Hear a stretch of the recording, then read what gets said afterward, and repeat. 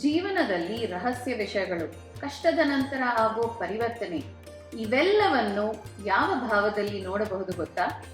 ಅದು 8ನೇ ಭಾವ. ಎಲ್ಲರಿಗೂ ನಮಸ್ಕಾರ. ಇವತ್ತು ನಾವು 8ನೇ ಭಾವ ಬಗ್ಗೆ ಮಾತಾಡೋಣ. 8ನೇ ಭಾವಕ್ಕೆ ಆಯುಷ್ಯ ಭಾವ, ರಹಸ್ಯ ಭಾವ ಅಂತ ಹೆಸರಿದೆ. ಇದು ನಿಮ್ಮ ಆಯುಷ್ಯ ಅಂದ್ರೆ ಲಾಂಜಿವಿಟಿ, ಅಕಸ್ಮಾತ್ ಘಟನೆಗಳು, ಜೀವನದ ದೊಡ್ಡ ಬದಲಾವಣೆಗಳು, ರಹಸ್ಯ ವಿಷಯಗಳು, ಇನ್ಹೆರಿಟೆನ್ಸ್, ಇತರರ ಹಣ, ಭಯ, ಅಸುರಕ್ಷತೆ, ಆಳವಾದ ಭಾವನೆಗಳು ಅಂದರೆ ಡೀಪ್ ಎಮೋಷನ್ಸ್ ಅನ್ನು ಸೂಚಿಸುತ್ತದೆ.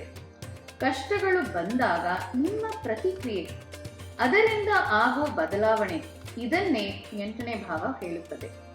8ನೇ ಭಾವ ಬಲವಾಗಿದ್ದರೆ ರಿಸರ್ಚ್, ರಹಸ್ಯ ವಿದ್ಯೆಗಳು, ಜ್ಯೋತಿಷ್ಯ ಕಡೆ ಆಸಕ್ತಿ, ಜೀವನದ ಬದಲಾವಣೆಗಳಿಂದ ಪಾಠ ಕಲಿಯುವ ಮನೋಭಾವ, ಇನ್ಹೆರಿಟೆನ್ಸ್ ಅಥವಾ ಇನ್ಶೂರೆನ್ಸ್ ಮೂಲಕ ಲಾಭ, ಆಳವಾಗಿ ಯೋಚಿಸುವ ಸಾಮರ್ಥ್ಯ ಮತ್ತು ಮಾನಸಿಕ ಬಲ, ಮೆಂಟಲ್ ಸ್ಟ್ರೆಂತ್, ಕಷ್ಟಗಳ ನಂತರ ಬಲವಾಗಿ ಮರಳಿ ನಿಲ್ಲುವ ಶಕ್ತಿ.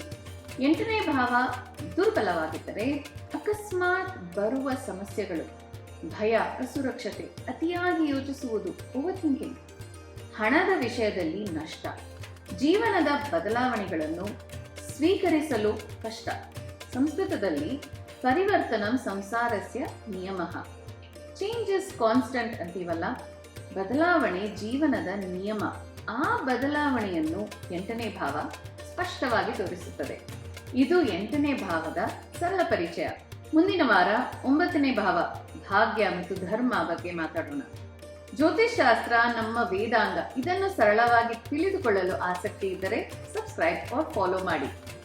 ಧನ್ಯವಾದಗಳು.